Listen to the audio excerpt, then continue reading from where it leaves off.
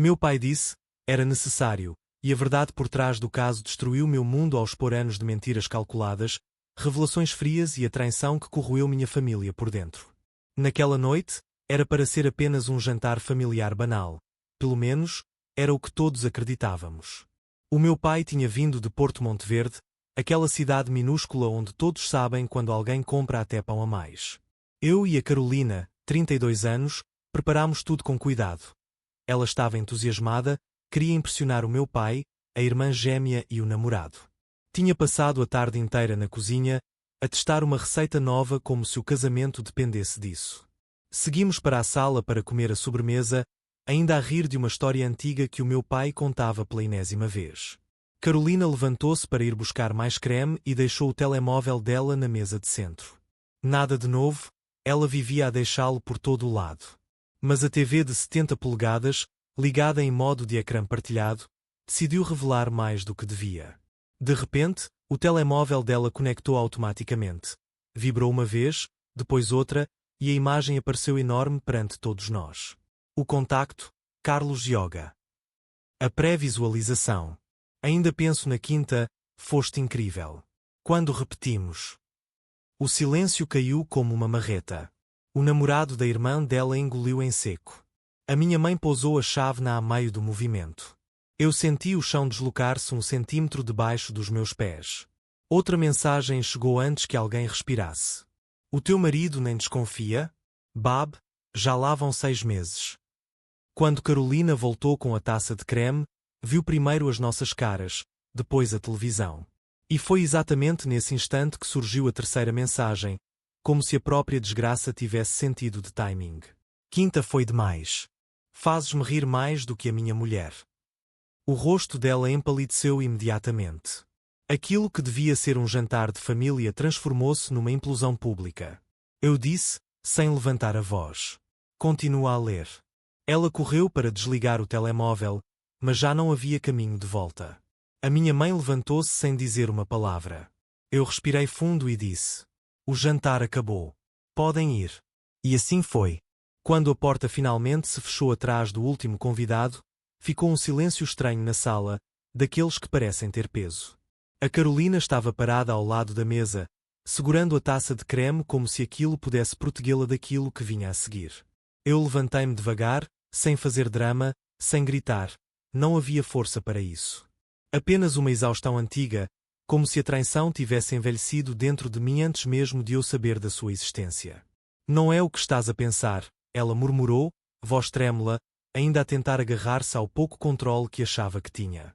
Eu ri. Baixo. Sem humor. Sem vida. O teu terapeuta de yoga acabou de te chamar de Bab numa televisão de 70 polegadas na nossa sala. Se isto não é o que eu estou a pensar, então explica-me o que é. A Carolina pousou a taça tão devagar que parecia que tinha medo que a verdade escorregasse junto com ela. Ele não é meu namorado. A gente só. A voz morreu ali, como se até a mentira tivesse vergonha. Peguei no tablet que ainda mostrava as mensagens. Há quanto tempo? Ela desviou os olhos, fez aquele gesto automático de puxar o cabelo atrás da orelha. Sempre fazia isso quando ia mentir. Alguns meses. Empurrei o tablet para ela ver melhor. 1 ano, Carolina. 1 ano inteiro. Portas fechadas, jantares de trabalho, sessões de yoga. 1 ano a mentir-me como quem respira. Ela engoliu em seco, e aí sim começou a chorar de verdade. Eu sentia-me sozinha. Tu andavas tão distante, tão ocupado. Estava distante, é verdade. Trabalhar para pagar esta casa, esta vida, as viagens, o carro, a tua pós-graduação, sim, estava.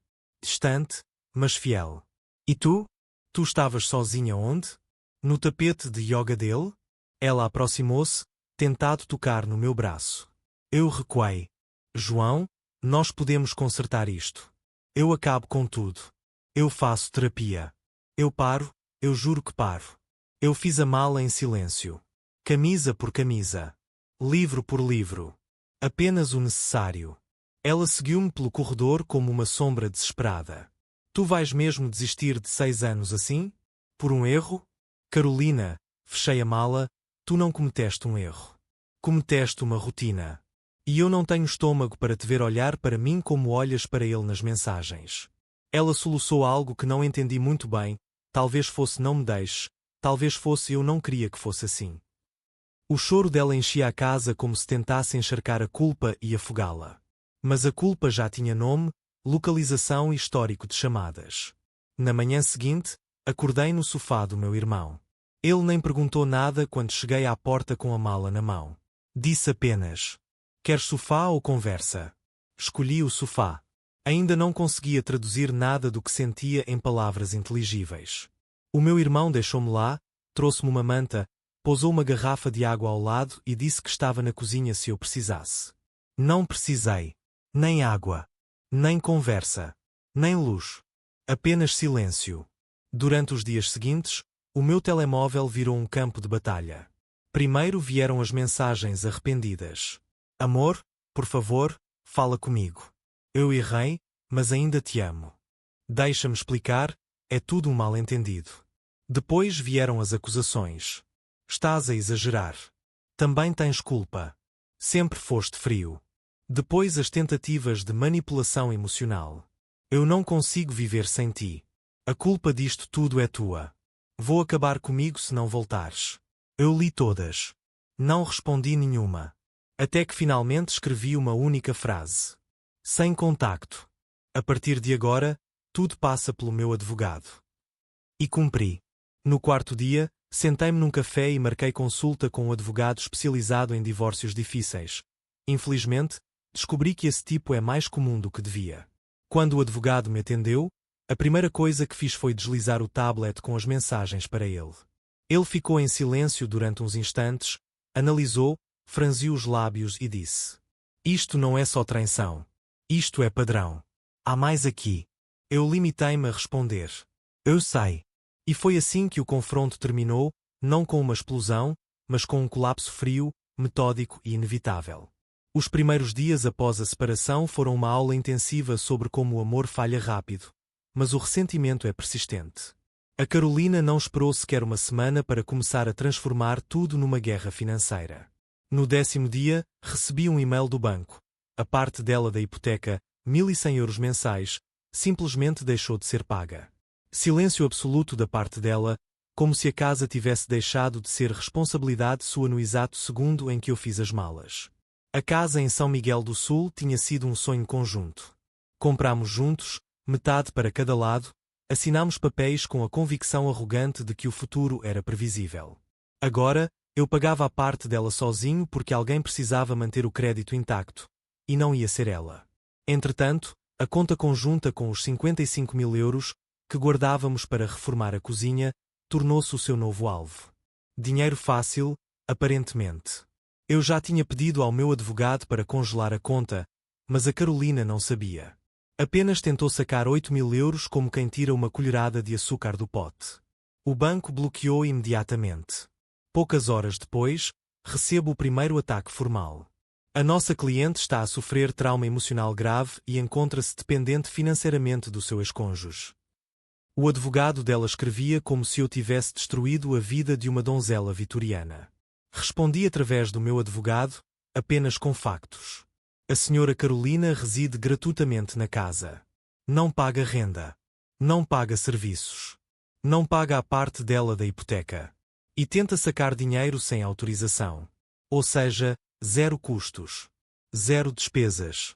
Zero lógica. O advogado dela insistia em abuso financeiro.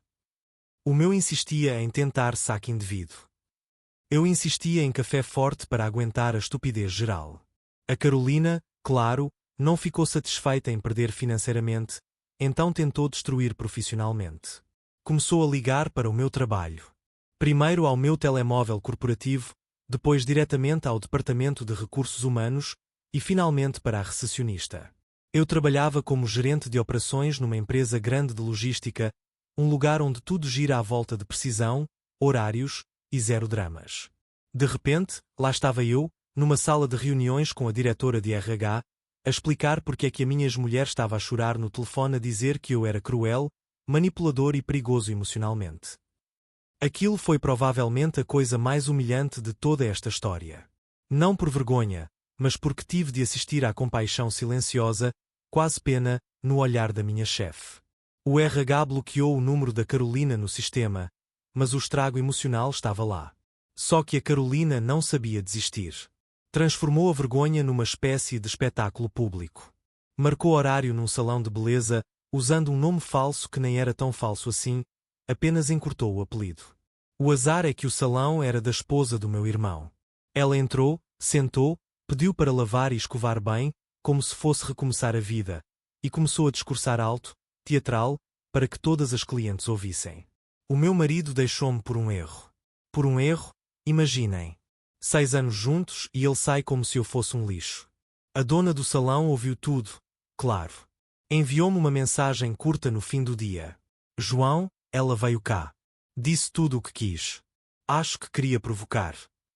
O meu irmão ligou logo de seguida, indignado, pronto para resolver a situação com conversa, que no vocabulário dele significava partir para cima da Carolina ou do tal Carlos Yoga. Eu disse: não faças nada. Não vás lá. Não te metas nisto. Mas ela foi ao salão da minha mulher. Eu sei. E isso é precisamente o que ela quer. Barulho. Então o que fazemos? Nada. Deixa os advogados fazerem o trabalho deles. Ele ficou em silêncio por alguns segundos. Estás a aguentar bem? Estou a funcionar, respondi. Não é o mesmo. Funcionava. Trabalhando. Dormindo mal. Comendo pior. Mas funcionava. O que eu não disse, porque doía admitir, era que a Carolina sabia exatamente onde atacar. Ela não queria só confusão. Queria narrativa. Queria palco. Queria a versão dela dos factos espalhada por todos os lados, como se repetindo o suficiente, a mentira virasse verdade. E eu, cada vez mais, entendia que não estava a lidar com traição. Estava a lidar com alguém que não suportava perder controlo. Especialmente sobre mim. A Carolina achava que controlava a narrativa, até que eu deixei de reagir emocionalmente e passei a agir. Foi quase estranho perceber como o silêncio me tornou mais perigoso do que qualquer discussão. Enquanto ela criava histórias sobre abandono e erro, eu reuni factos. E factos, ao contrário de lágrimas, não tremem. A primeira peça que eu precisava compreender era o tal Carlos Yoga. Bastou uma hora de pesquisa metódica. O homem não era instrutor de yoga coisa nenhuma. Chama-se Carlos Fernandes, 41 anos, fisioterapeuta especializado em reabilitação desportiva. Era o profissional que tratou a lesão de tornozelo da Carolina no ano anterior, a mesma lesão que ela descreveu como leve e controlada. Descobri o resto numa tarde. Redes sociais abertas, fotos de família felizes, declarações de amor da esposa, vídeos com os filhos a jogar futebol no quintal. A imagem perfeita do pai dedicado, o tipo de perfeição que normalmente esconde algo. Não fiquei com pena. Não fiquei com raiva. Fiquei com a lucidez de quem percebe que está a lidar com duas pessoas que não sentiram qualquer remorso enquanto me traíam. Eu não queria expor ninguém. Mas havia uma mulher, a esposa dele, que merecia a verdade tanto quanto eu. A diferença é que ela não tinha forma de a descobrir sozinha. Criei um e-mail anónimo. Palavra por palavra, escrevi com cuidado quase clínico, sem insultos, sem inferências, sem dramatizações. Apenas anexei os prints das conversas, as datas, as confirmações de localização quando a Carolina dizia estar no Pilates, e uma breve mensagem. Não sei quem é você, mas sei que merece saber isto antes de qualquer pessoa. Enviei. Fechei o portátil. E esperei. 2 dias depois, o meu telemóvel tocou com um número anónimo. A voz do outro lado era calma demais para alguém que acabara de ver o casamento implodir. Obrigada, ela disse. Não sei quem és, mas obrigada. Já tinha suspeitado. Tinha marcas, conversas estranhas, desculpas. Agora tenho certezas. Fiquei em silêncio. Não era uma vitória. Ela continuou. Vou pedir o divórcio. Ele violou o código ético da profissão. Paciente e terapeuta. Ele pode perder a guarda partilhada. E, sinceramente, merece. A ligação terminou ali. Eu não senti triunfo. Senti justiça. E justiça tem um som muito diferente da vingança. Quando a Carolina descobriu, porque um homem como o Carlos não aguenta ficar calado quando a vida dele desmorona, ela telefonou-me em estado de histeria. Voz aos gritos, palavras vomitadas como se fossem facas. Tu destruíste a minha vida. Não, respondi, com a calma que ela sempre interpretou como frieza. Tu destruíste a nossa. A minha, estou a reconstruir. A dele, ele que conserte. Ela soluçava, incapaz de aceitar que duas vidas estavam a ruir ao mesmo tempo e que, pela primeira vez, a responsabilidade era unicamente dela. No dia seguinte, o advogado dela enviou uma notificação formal acusando-me de interferência ilícita em relação extraconjugal e intenção de difamação. O meu advogado leu, levantou uma sobrancelha, quase riu e respondeu: a verdade não é ilegal. Simples assim. O juiz rejeitou a queixa em menos de 5 minutos. Aliás, acrescentou que pessoas traídas a comunicar factos verdadeiros a terceiros não constitui crime sob nenhuma definição legal. Mas aí é que estava o detalhe. Não eram só os factos. Eram as consequências. Carlos foi suspenso temporariamente pela clínica onde trabalhava. O Conselho de Ética abriu investigação. A esposa expulsou-o de casa. Os pais dele cancelaram o aniversário de criança porque, cito, não queremos confusão perto dos meninos. E a Carolina? A Carolina percebeu que não estava apenas a perder o casamento. Estava a perder a imagem, o controle, a narrativa. O silêncio dela nos dias seguintes não foi de arrependimento. Foi de medo. Medo de algo que eu já tinha entendido há semanas. Quando se desenterram mentiras, nunca são poucas. E o que viria a seguir faria tudo antes parecer apenas um prelúdio. 6 semanas depois de dar entrada no processo, sentei-me numa sala de tribunal que cheirava a papel velho e ar-condicionado.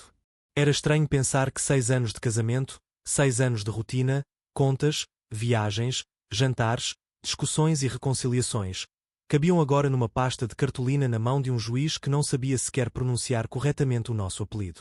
O divórcio, do ponto de vista prático, já estava quase completamente decidido antes mesmo da audiência final. Portugal não é um país inflamado no que toca a disputas conjugais, é mais burocrático do que dramático. E, ainda assim, nada nos prepara para ver o próprio casamento desmontado em números. A casa de São Miguel do Sul, comprada com tanto cuidado, depois de tanto cálculo, tantas simulações de crédito, iria ser vendida. Valor líquido aproximado, 120 mil euros. 60 mil euros para cada um. A conta conjunta com os 55 mil euros, que durante meses chamámos de o futuro da cozinha nova, também seria dividida. 27.500 euros para cada. E a pensão compensatória, porque a legislação é generosa com quem alega dependência emocional e financeira. 1.200 euros por mês durante 20 meses, 24 mil euros. A matemática doeu mais do que eu esperava. Não porque discordasse dos números, mas porque ver anos transformados em contas dá uma sensação de ser reduzido a pó, a algarismos que não carregam contexto, apenas saldo. No dia da audiência final, a Carolina apareceu acompanhada da mãe. A mãe dela olhou para mim com uma mistura de raiva e constrangimento, como se não soubesse se devia culpar-me ou culpar a filha que criara. A Carolina estava visivelmente abatida, mas ainda havia nela aquele brilho insistente de alguém que queria controlar o enredo até ao fim. Eu fui com o meu irmão. Ele colocou a mão no meu ombro quando entramos na sala, como quem diz estou aqui, sem precisar abrir a boca. O advogado dela, um homem com cara de estar sempre ligeiramente aborrecido, aproximou-se de mim antes da sessão começar. Talvez fosse bom se pudesse falar com ela. Fazer as pazes. Encerramento emocional. Sabe? Não, respondi, sem sequer hesitar. O encerramento é o divórcio. E isso basta. A Carolina viu que eu recusara e tentou aproximar-se na mesma, talvez no último impulso de recuperar algum tipo de narrativa. O meu advogado foi mais rápido do que eu. A minha cliente não deve falar consigo sem supervisão, disse ele, firme, mas não agressivo. Ela olhou para mim, os olhos molhados, como se esperasse que eu quebrasse, cedesse, dissesse algo que parecesse romantizar os últimos anos. Queres encerramento? Perguntei finalmente. Tiveste um ano de traição. Eu tive uma televisão de 70 polegadas a mostrar tudo de uma vez. Não estamos na mesma página. Ela respirou fundo, como se tentasse responder, mas não encontrou palavras que não soassem pequenas diante da realidade.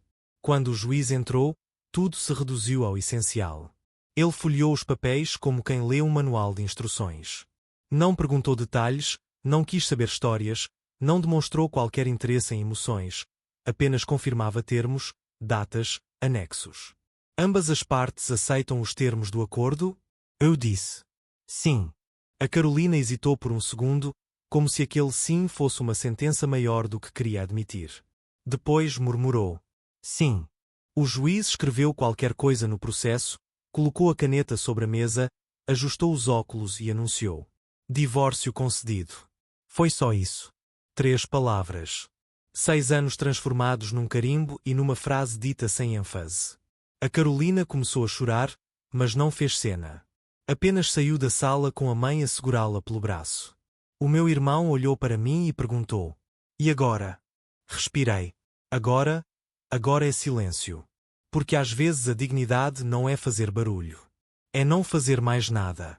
A parte que ninguém conta, e que nenhum advogado explica, é que o processo acaba muito antes da dor. O juiz bate o carimbo e, teoricamente, somos livres. Mas o corpo, a cabeça, a memória, esses ainda funcionam segundo outra lógica. A reconstrução não começa no tribunal. Começa no silêncio que vem depois. Os primeiros dias sozinho no meu novo apartamento foram quase clínicos. O lugar era simples. Uma sala pequena, uma cozinha que fazia eco, um quarto com uma cama nova demais para ter cheiro de pessoa. Nada naquele espaço tinha história, e talvez por isso fosse exatamente o que eu precisava. Uma vida neutra, sem fotos, sem lembranças, sem sombras projetadas no chão. Recuperar-me não foi linear. Cada música que tocava por acaso, cada restaurante por onde eu passava, cada piada antiga repetida por um colega, tudo tinha uma pontada de algo que eu não sabia se era raiva, saudade ou só hábito. Descobri que a dor pós-divórcio não vem apenas do que acabou, mas de tudo o que continua a existir dentro de nós, mesmo depois de morto. Os números ficaram gravados na minha mente no início. 60.000 euros da casa. 27.500 euros da conta conjunta. 24.000 euros de pensão compensatória. No total, saí mais leve de 87.000 euros. Mas, curiosamente, foi a primeira vez que percebi que perder dinheiro não é sinônimo de perder vida. Ganhei liberdade. E isso, por mais clichê que soe, tem um valor que não cabe em planilha. Os meus pais acompanharam tudo como quem assiste a um acidente em câmara lenta. A minha mãe chorou, não pela Carolina, mas pela forma violenta como a confiança morre. O meu pai disse pouco, como sempre. Mas um dia, durante um almoço, colocou a mão no meu ombro e disse: Fizeste bem. Ainda vais agradecer a ti próprio. A irmã da Carolina espalhou a versão dela, claro que espalhou. Mas a versão dos outros deixou, finalmente, de me importar. Não se ganha paz tentando controlar narrativas. Ganha-se paz assentando que a verdade, embora muitas vezes silenciosa, sobrevive melhor sem testemunhas. O meu irmão, bom, ele foi o porto seguro. Ofereceu sofá, comida, cerveja, silêncio e até piadas fora de hora. Nunca julgou. Nunca pressionou. Apenas ficou ao meu lado como quem vigia ruínas até que o terreno esteja seguro outra vez. Namorar? Nem pensar. Não por desilusão, nem trauma, mas porque percebi que eu não me conhecia sozinho. Durante 6 anos, fui parte de um nós que já não existe, e antes disso tinha sido sempre alguém em relação com alguém. Agora, pela primeira vez em mais de uma década, eu precisava reaprender quem é o João sem adjetivos conjugais. A tempestade passou, mas deixou destroços. A Carolina ficou com a parte dela. Do dinheiro e do peso.